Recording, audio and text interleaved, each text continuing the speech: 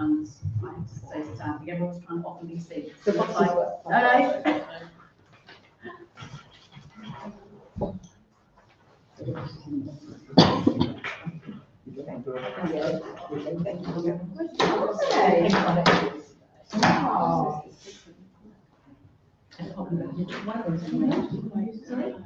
no, well, I've got all three at one school at the moment. I've got both at one school for now, and then it'll change.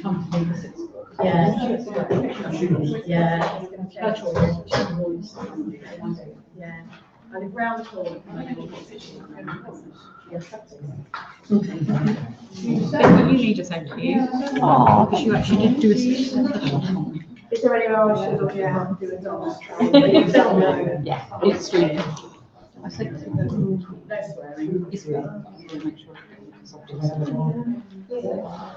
why the consultants use it. Oh, there are kids. Shall I start? Sure, yeah, if I'm going to introduce. So should we get started and then people will keep up until they will? I don't know if anyone else has already, but Everyone's left. everyone has left. But I have said to Rebecca that it is online, so please promote it later. It's on YouTube whenever, as with all the keynotes. So introduce the primary keynote to obviously importance of primary. You know how much I think of primary education. I first met Rebecca as, you see, how long were you CEO for? Not very long. Not very long. 2 years. And I would say it was.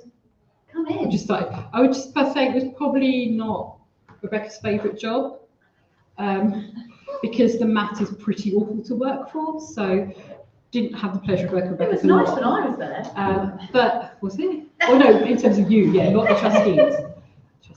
Anyway, so I asked Rebecca because I just felt that while she's not geography directly, a lot of her thinking and what she wants from primary education really resonated with the way that I think. And I think her thinking is actually very geographical, and it's very much about place and understanding of students, and with the righteous vexing idea, and all of that is very much what I think.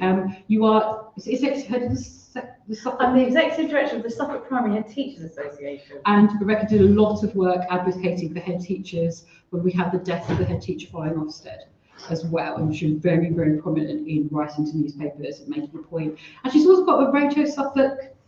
Was it Radio Suffolk? Yeah, Suffolk on a Sunday night. Radio, yeah. So over to you. Thanks.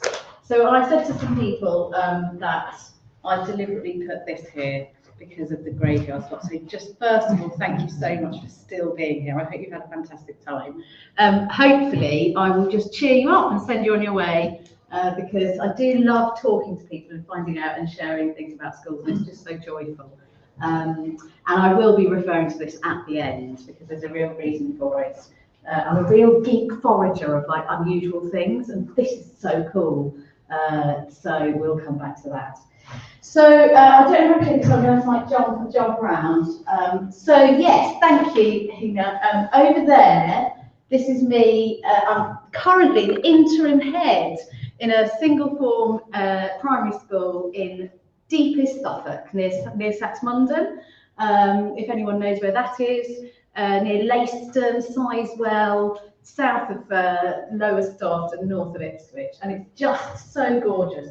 Last year I was the interim head of a half-form entry primary school nearer Ipswich, so a totally different experience. Before I worked for SEMA, I was the head of a two-form entry primary school in Ipswich, and so sort of urban, mixed demographic. So I've done a two-form, I've done a half-form, and I'm now a single form head. Prior to that, I worked for Multi Academy Trust and did secondary, primary, I've been a secondary thinker, primary thinker.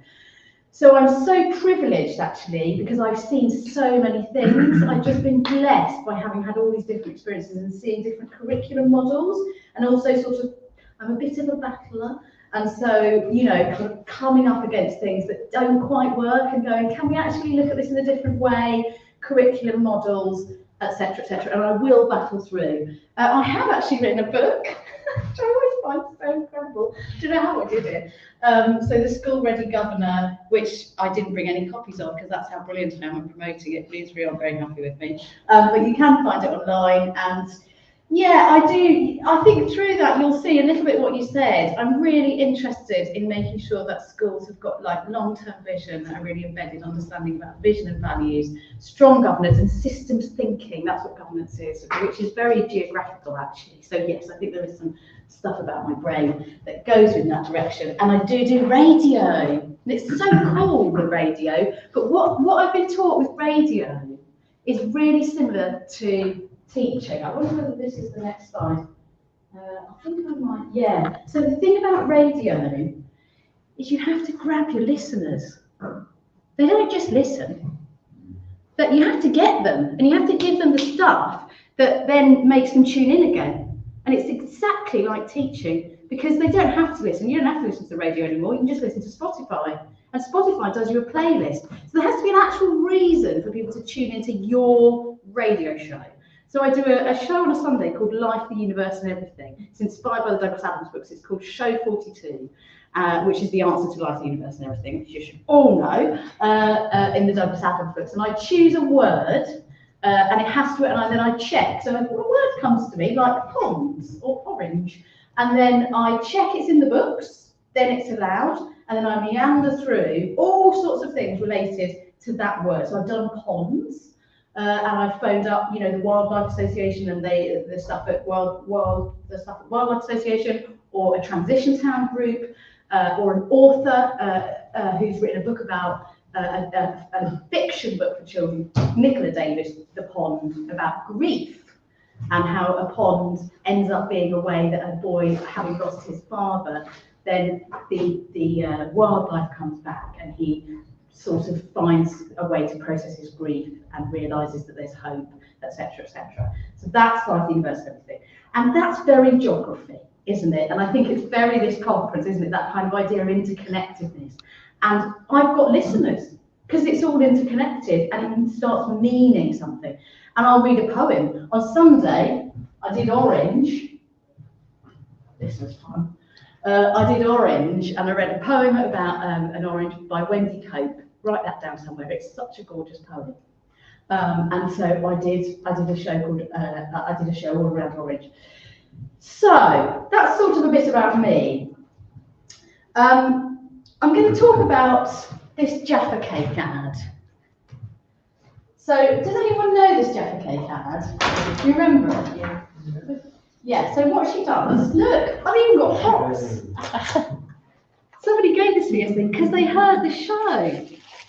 So she does this. This is I've saved a gap for a biscuit in my stomach. So the whole class is sitting there, bored, and she goes, full moon. And then she goes like this. Half moon.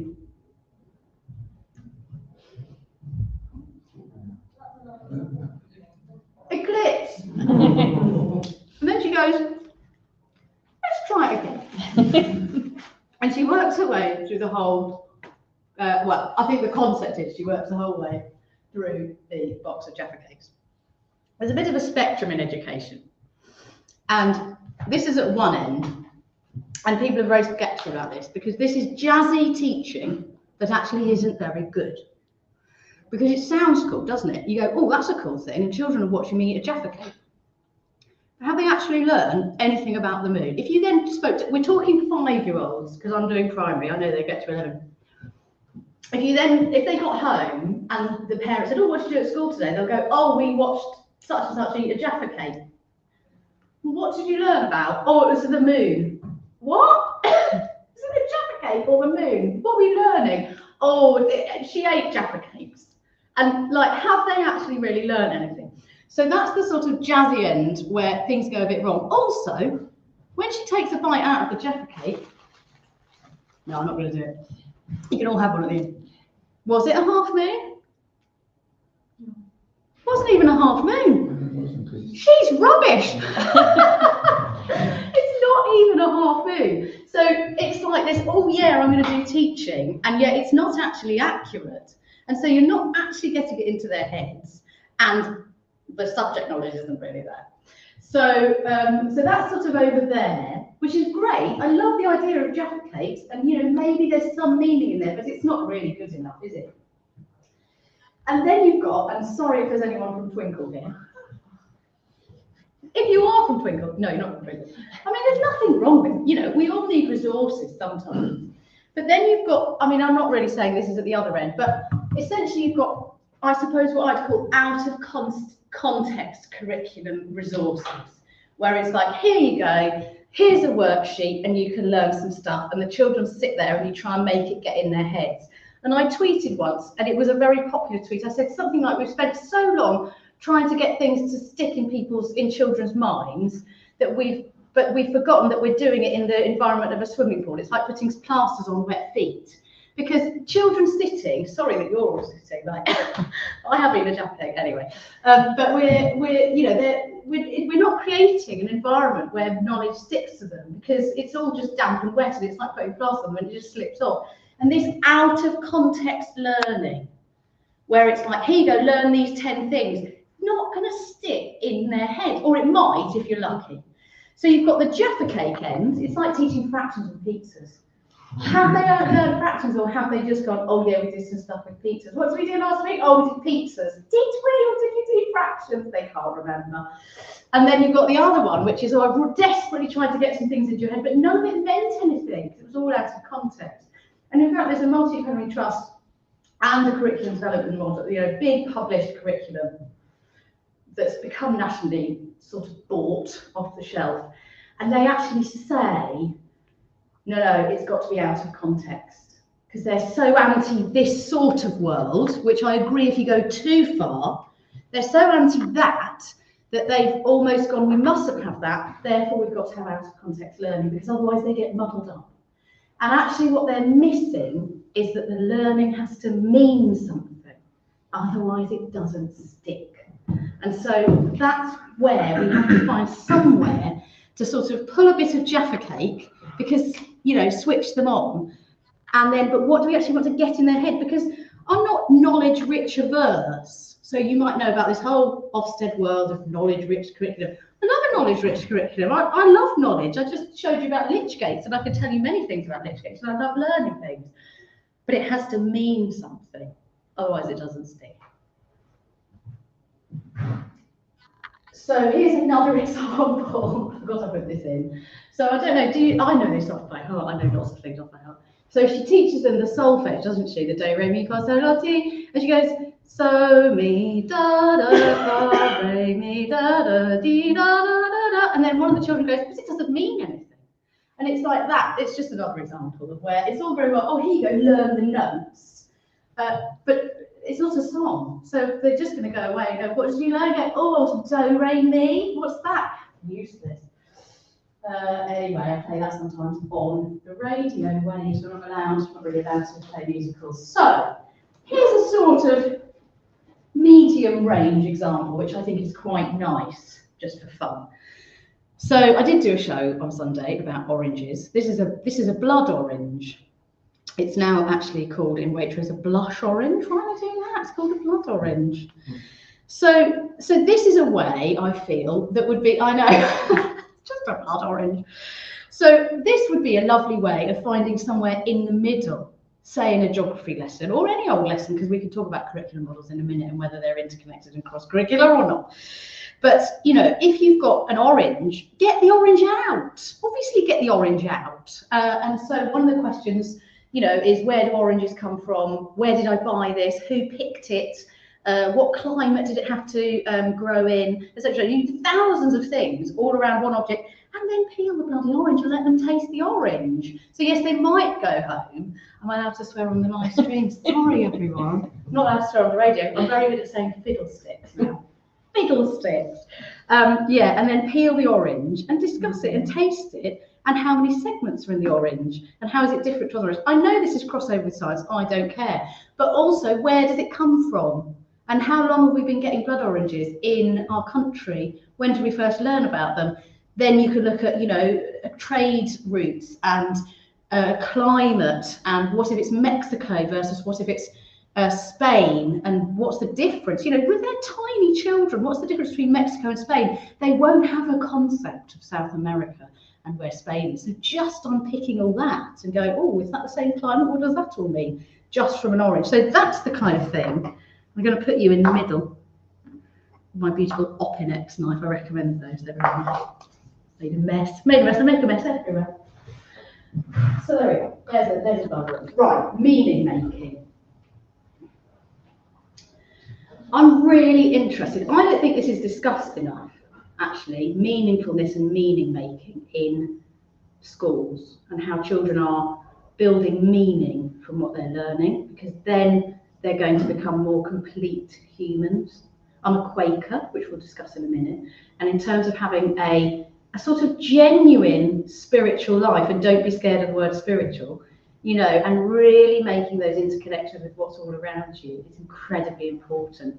And if you lean into that sort of constructivist world of learning, where they start tying in threads of what's around them, then things start meaning something. Froebel, I don't know if anyone is a fan of Froebel. People are nodding.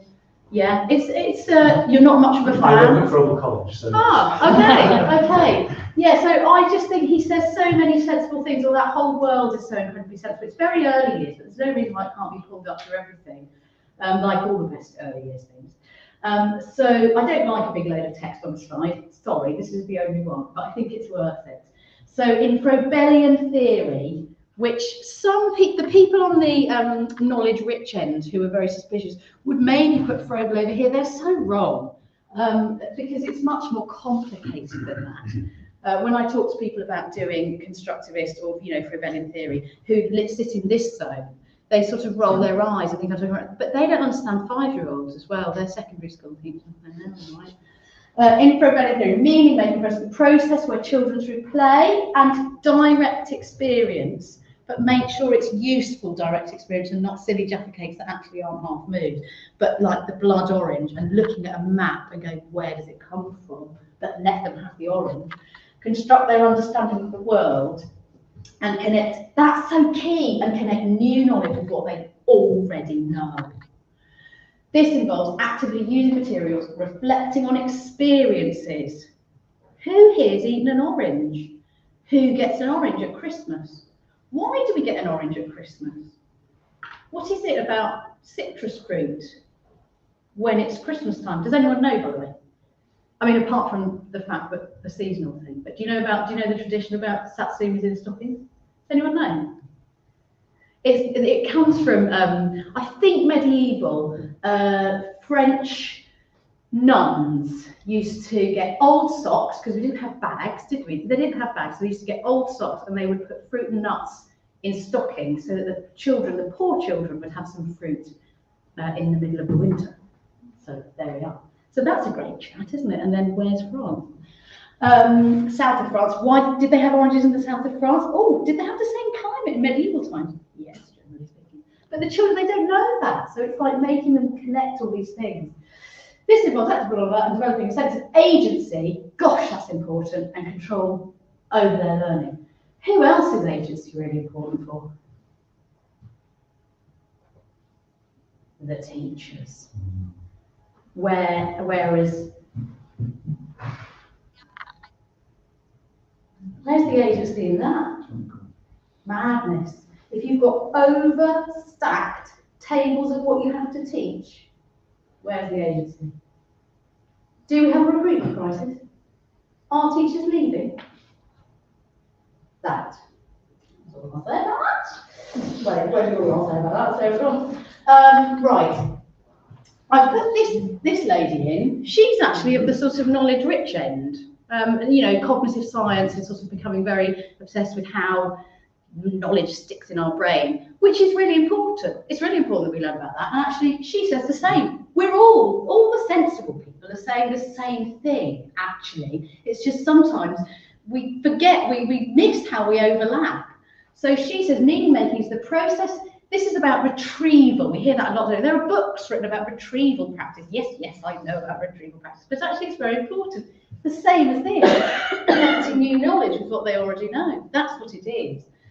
Meaning making is the process by which students interpret, understand, and make sense of the information, experiences, and the world around them. It's a critical component.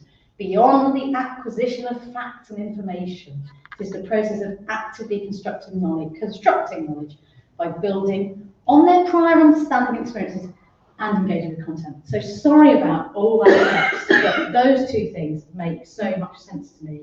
And actually she sits in the sort of walkthroughs realm. I don't have that much against walkthroughs. I think they're handy if you know them. They're sort of a pedagogical toolkit. And this comes from what people would see as the sort of woofy world, even though it's not at all. So they totally align, you know? And then at the bottom, I just threw this in. It's actually a paper that's about geography. So I can't remember who wrote it, but I picked out the reference, affective engagement, enjoyment, interest, belonging, and relatedness. That's all about meaning making, isn't it? And if you know, belonging, where am I in this learning? Why is it relevant?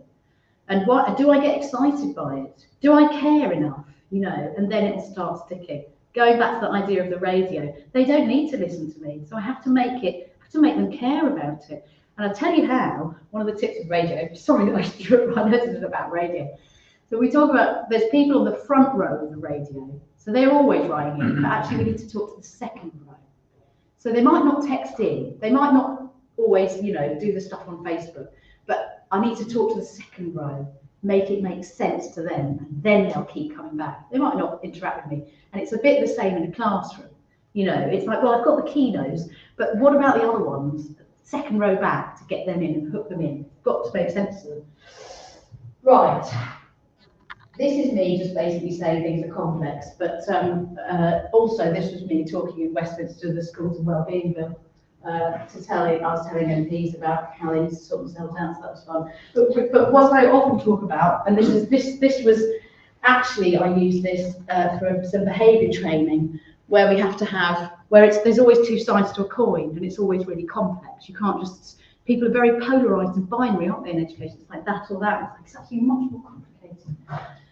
Right, so then on to sort of a quick fix for meaning making, if you like, that I like to do throughout a school, so that they're constantly sort of hooking back into what they already know, is making sure for history, but also geography, because there's an overlap, making sure that there are timelines everywhere and making sure that there are maps everywhere. Don't teach geography. I'm not talking to geographers, but don't teach geography without a map. You know, there are classrooms without maps on the wall. It's mad. And you know, we say, oh, Spain, and oh, there's a whale on a migration route, and the children don't have a map in front of them. And it's just insane. This today was me, literally, I took this morning. And also talking about meaning making is, can you get maps that also mean something to them? So obviously you've got a world map, but depending on what you're learning or what topic it is, then can you find a map that's a little bit more meaningful, or is it illustrated, or is there something that makes more sense to them? It's always the question, how can I make this mean more to them? So if I was doing some work, you know, around, sorry, it's so, I'll explain. This is it goes into scale. That's why I really liked it. So you've got the UK, and then you had Suffolk, and then you've got the Ster and the Orwell, yes, and the Shotley Peninsula. So the scale of the map changes. Isn't that cool? So that was really nice. So I would probably, if I was going to be doing, well, depending on what your curriculum model is, how you teach, if you're doing estuaries or something, I would have tried to have got something like that, because if I'm teaching in this area, that's going to make sense to them, isn't it? So get the map that makes sense to the children, and suddenly you've talked about scale, and you've talked to them about rivers and coasts and where you are and how it relates to the next thing and what's a peninsula and what have you. It's all there, literally in a picture. So rather than just sort of having a whatever map, can you find a map that actually makes sense or has more meaning to them? So that's a quick fix. But just in general, timelines and maps. When I was at B-Link last year, we made sure that we were in the Ofsted window. Arrived in September, it hadn't had Ofsted since 2012. And they called the penultimate week of term. So one of the things I did, which was for good reason, but also Ofsted, is we had a timeline in every classroom, and it was on, we put brown paper displayed everywhere that you could draw on them, etc., etc. And so we gradually built up timelines, and we would add bits as they learned across the year. Oh, so you learned about Victoria, so right, so where should we put that? Oh, when was this? And then we'd add things in, go, so that's Victoria, so when was this screwed up? Oh, is it there? Oh, is it there? We would sort of add it, it would all be scrolled on. So it meant something to the children, because it was, they cut out little pictures and stuck it on. And similarly, we had maps everywhere, of course we did. Okay, so meaning making. I'm going to talk to you about a spiritual framework, which might be a little bit unexpected, but I think it's really important. We're still responsible for social, spiritual, moral and cultural education, and I think we miss off spiritual. And I think that spiritual has a really strong place within geography and within education and child development and all the things. I've just brought this with you as well. It's called The Friend. It's the Quaker Weekly magazine. And I did a podcast with somebody who also quotes me, talking about SMSC and spiritual education and how it's really relevant, creating space for spiritual development, how to do it and how important it is. Does anyone know where this is? Just because you're from maybe you know everything. It's in Bangladesh. It's like a really complex road junction. But I put it up there partly because geography, and it's from above, so it makes quite a gorgeous map. It's quite a gorgeous aerial view, but also because it's complex. And if you want children to really learn, you need to sort of envelop them in complexity and allow complexity into what they're learning. So there's a framework that I really like, and if you can give the agency and the space to the teachers, I don't know what you will do, and whatever, but creating the space and time within lessons and some of the teaching to really lean into this spiritual framework, then the meaning will start coming, and it will make loads of sense to them, and it will start embedding and really connecting with what they already know.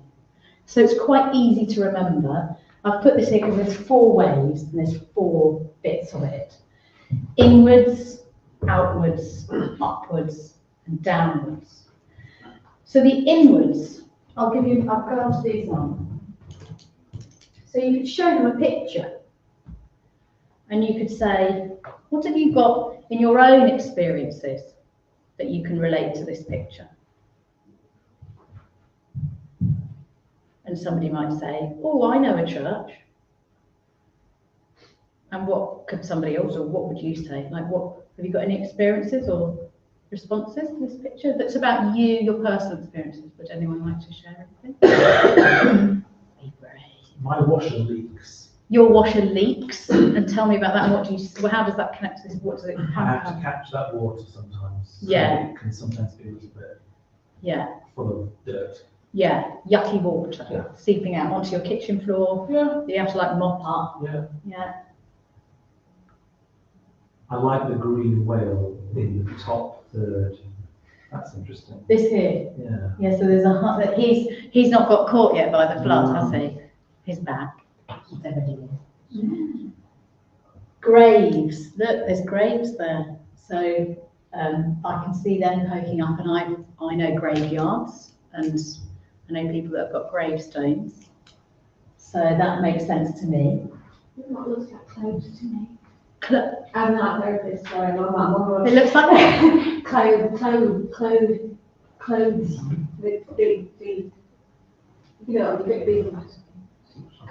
That cute. Clothes. the spikes. So in orange. Is that what you mean? Yeah. Oh, right. Sticking up. Sorry. These? Yeah. I know that. Yeah. In an orange. Well, that's Just clothes.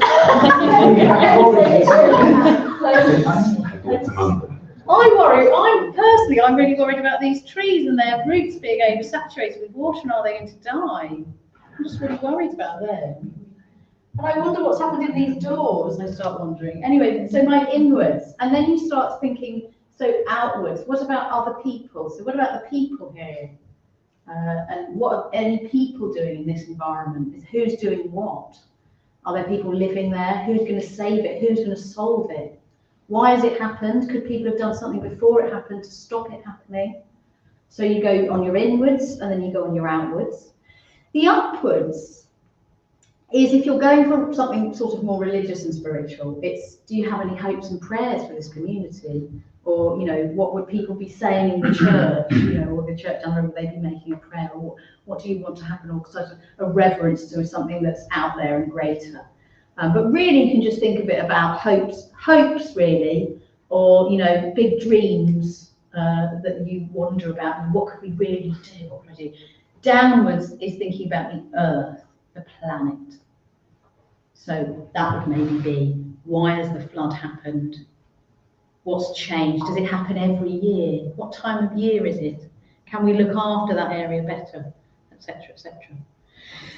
So then suddenly, hopefully, it all starts meaning, it takes on more meaning, because they've also related it back to their own experience, so that inwards and the outwards. And the outwards can also be, what about your family? Do you know anyone that's lived in a floodplain? Have you ever heard about anyone else that's experienced a flood somewhere else? This is in, oh, I wrote it down, I think it's in Wiltshire it happened.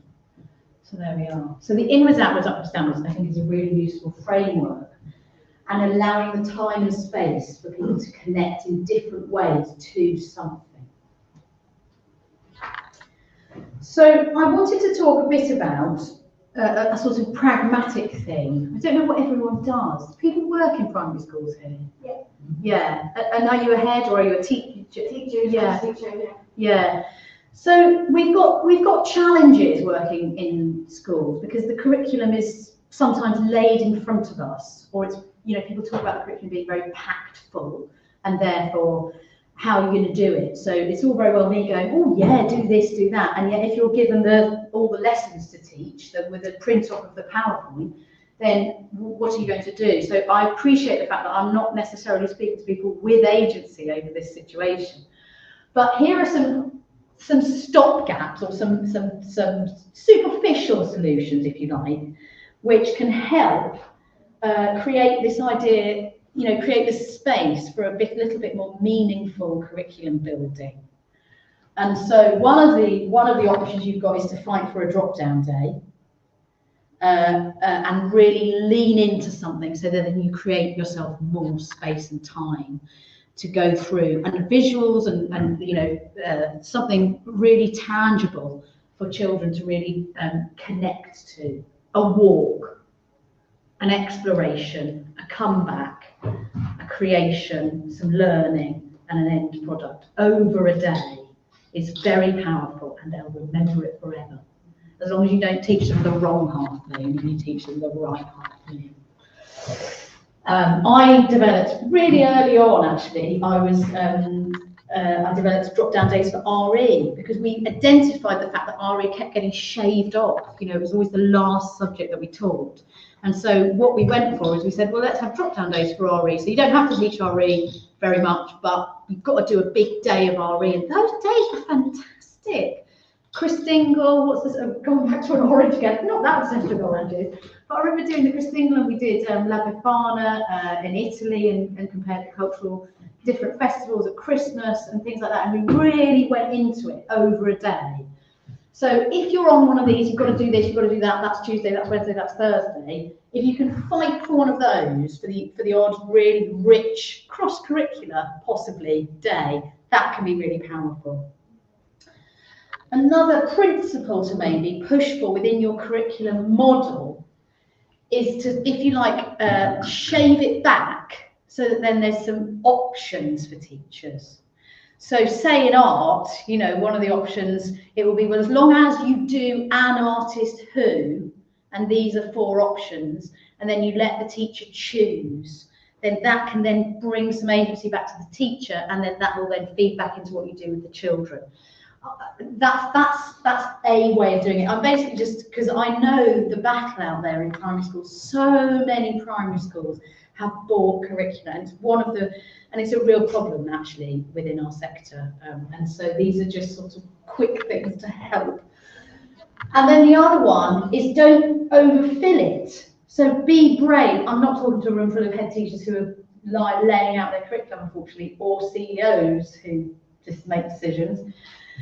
But you know, you can actually have, you could have a timetable of 14 days out of 15 every 3 weeks, and the 15th day, you know, or you go, well, you know what, we've planned for 9 things, but you've actually got 10 weeks, so see how it goes. And you've got to have the faith to allow there to be a little bit of space, so that you can then, if they really get into churchyards, and I am obsessed with churchyards because I think they're so, churches and churchyards I think are so rich for learning, for nature, for time, you know, objects, lich gates, which I'll come on to at the end. You know, if they come in and they go, God, you know, they all start asking questions about the, you know, the road, the things they noticed alongside the road, or the diggers that are digging up the new waterworks over on the fields. Because I had that last year at Feelings, is that the water company, they had to close the road, and the children really just wanted to go and look at what the diggers were doing. And so is there time within your curriculum to go, do you know what, that's my Wednesday afternoon, I'm going to go and take them down to the diggers, and we're going to explore what are the pipes under the road, why are they having to do that, what have they had to dig up, what's been destroyed, how does it all work, and just enjoy it for half a day, because that's the bit of learning that they'll remember the most. So local connections, I would say, really think about what means something to the children, and listen. You've got to do your little listening on the edge, because they'll bring something in or they'll say something and you go, oh, getting the bus. Ah, okay, so half of them do get the bus and half of them don't get the bus. Where they, oh, they get the bus to there, right. That's something that they're interested in. And then you can go, right, you can go down that route. I've put this in because it's always a really good reminder. So when I was a head in Ipswich, and I got a big commissioned, a big map, so the children would come in, and there's a huge map of Ipswich as they walked in the door, and a little sign, a little boat, because we were Cliff Lane, we were near the docks, and our symbols came on a boat near the docks. And there was our logo, and it said Ipswich. And like a 6-year-old sort of came in and went, Ipswich. I've heard of Ipswich. Because that's their understanding of where they are. They're only 6 or 7. They still don't quite know where they are in the world, because their little world only slowly, you've probably been to things today and you know all this already, but anyway, you know, they only know their house or their next door neighbour, or they might know where they go on holiday, but do they actually know where it is? They probably don't know where it is. You know, my daughters are teenagers and we go to Great Yarmouth or whatever, which is only 2 hours away. And if I said, and where's Great Yarmouth? I don't think they definitely know. So, you know, just remember, pull yourself back, because they might not really know where they are. And so you have to build their gradual knowledge out as we grow out. And we've developed this greater understanding as adults, but if we had a better geographical development, education, we probably learned it quicker. And I would say objects. I think objects are really important. Not misused, but used really well. I had a really good training with somebody, just, you know, one of those moments that stayed with you. She was doing a project around philosophy for children. She went on to be a deputy. She's still a head teacher, and she brought in a box. It was a whole school, you know, staff training. She brought in a box, and she demonstrated. Oh, I'm going to get this. You unwrap that. And, okay, right. Talked about the object. Right. You do it. Just the process of a child taking something out of a box just makes them go, oh, what's that? And I know it sounds a bit naff, but it's not actually, because it's about building. And if you sequence the objects correctly, then they're really hooked. And then you build on what they've learned as you go through the lesson. It's really very good. And just make it alive. You know, there's so much paper in primary school, so much 2D. Get rid of the 2D, please. Let's go 3D. And listen to their questions. So that's that's been a really powerful experience for me as well, when I've had the freedom to do a series of lessons. And I've started with going, here's 5 things I'm going to tell you. Here's some pictures. What questions have you got? You know, maybe the floodplain. And they go, oh, I'd really like to know, you know, why it's flooded, or where it is in the country, or how often it happens, or whatever. It's like, okay. And then you plan the next few lessons, and then they come in, and then you learn about it. So see what they do, and then it means something to them, doesn't it? And then I just want to finish, really, it's not totally the end, but like my final bit, I've got till 10 parts, haven't I? Yeah. Is the mantle of the expert model. Do people know about Mantle of the Expert? Oh golly, that's exciting, great. So at Beelings last year, they were doing Mantle of the Experts. I adopted Mantle of the Expert. So Mantle of the Expert is you have a team of experts, so your class becomes a team of experts. You are commissioned by a client. And so motivation is really clicks in. It's quite easy to get wrong, but when it works really well. And actually, the thing I would say about Mantle of the Expert, and she said it as well, and her name's gone out of my head, Dorothy Heathcote, who invented it, is that she said, don't be too precious about it. So some people in the world of Mantle of the Expert can get a bit precious about it. It's got to be perfect. And she said, just give it a go, just do a day. Thinking about that drop-down day, the idea is, oh, we need a new map for the school, for the new reception parents. So, you know, that's what you do all day, is you walk the perimeter and then you think about, well, what does it really look like? And by the end of it, the children have developed an A4 map of the school with the most important bits on the map. It's always really interesting. What do they say is the important bit? Where the footballs are kept. And, you know, so you can do a little one, or you can have a very carefully planned whole term of learning that's very interconnected learning, which can be absolutely fantastic when it works well. Key stage 1, I would err on the side of caution, because their little brains don't maintain the knowledge of what they did last week that well. Whereas by the time you get to Key Stage 2, it can be really effective. So what we did in Key Stage 1 is this worked really well in media companies, that we would get lots of little mini commissions. Oh, this week there's a children's magazine that needs a diagram of a fish. So then we had to learn the different bits, different names of fins, dorsal fins and all that. And then they drew it and they labelled it, and then we sent it into the magazine to see if they were happy with what we produced. And those little commissions worked really well in Key Stage 1. I loved hearing, I'm sorry I didn't hear all of this actually, I loved hearing about your work around the trees. We had a whole term around the great oak, and this was so gorgeous. So essentially they were an environmental, I can't quite remember because I came at it slightly late, but they were an environmental agency. They'd been called into a village because a really old 600-year-old or whatever oak, big massive half of it had sort of crashed down to the ground, and so they'd been called in to survey it. And what were they going to do with it? Should they chop it down? Should they chop the whole thing down? What would happen? What if they just left it? And then they got all involved with the village. And one of the things that we did is we created a big map of the village. Well, where is this tree? What is a village green? Well, where's the church? And then where's the school? And and we did it on huge. It was huge with squares and string on the board. We managed to do it 2 scales. It's Key Stage 1.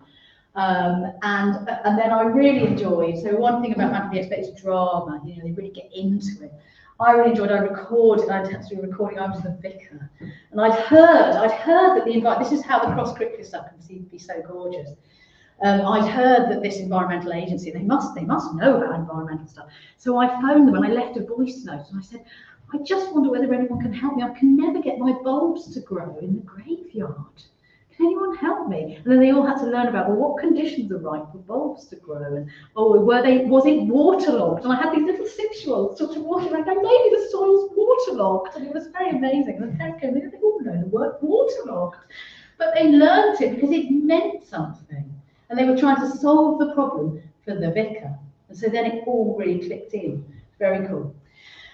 Key Stage 2, aid agency, blue square rather than Red Cross, and they were helping refugees. And then they had to learn about all the countries around the Mediterranean. So this is coming back to our knowledge rich. You know, talking about the diagram of the fish. They learned more about a fish than I think they'd have learned if they'd done a worksheet, because they really had to do a diagram and know about all the different fins on the fish. So it was much more precise actually than what the national curriculum specifies. And similarly, this year, 5-6 class, they really went, you know, I don't think I realised the countries on the North African coast until I maybe went to university. I just didn't have a concept of it. And yet we were doing it. We're going, well, hold on a minute, there's yes, Europe, but then what's around there? And suddenly they connected it all. And they went, oh, right. And they connected it all together. So that's another example of how you can make me. I appreciate you're not all here, you know, you're not all able to just go to schools and go, do this. But the idea of a commission-based model can be really powerful. and enabling yourself to do some cross-curricular learning that way can be fantastic. So I'm just going to finish, because I must. I'm going to say meet me at the Lich Gate. I just wanted to share this because it's so gorgeous. It's actually where I'm at school at the moment. So I said I'm being the interim head teacher at near Saxmundham. It's actually Kelsale, and it's a joined, one of those lovely joined parishes, Kelsale cum Carlton. And Kelsale has the most beautiful Lich Gate. It's an astonishing Lich Gate. And I've been experiencing Kelsale a little as a child might, if we enabled them to really learn like that. We walked to the church twice before Easter, once for the Mother's Day service and the second time for Easter. And I've told them about the Lich Gate. They've walked through it, haven't they? Has anyone ever told them about it? No, not really. So they sort of vaguely knew. So I did an assembly about it, you know, and said, well, what's this? Why do we have it? And what's an entrance to a graveyard? Why do we need entrances to things? And so now they all know their Lich Gate, and well, I say that, I don't know. I think if you surveyed them, half of them probably wouldn't remember. But, you know, this is part of remember the child that doesn't even know that they live in Ipswich. So let's make them let's get them to know their own town, their own village, make it make sense to them. These trees are pollarded every few years. If you look on the internet, if you look up Kelsale Lich Gate, you'll see different pictures, some surrounded by tree and some like this. This is what it's like currently, because as the years go by, there's learning there, you know. And actually the fact that it's a joint parish, so there's the Kelsale Church and the Carlton one, and you know, how far is it to walk between the two? You've got the whole curriculum there, but it will mean something because it's based around something that they walk through, you know, and it's where they used to rest the coffins. That's what Lich Gates are for, to shade them, you know, from the rain and have a little pause before you go into the church. And there's your spiritual, inwards, outwards, upwards, downwards. Thank you.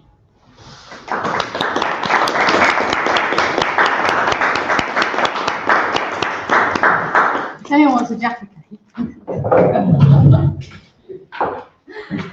just remind yourself that it's not a half moon when you go after. So, yeah, I used to Oh yeah, you're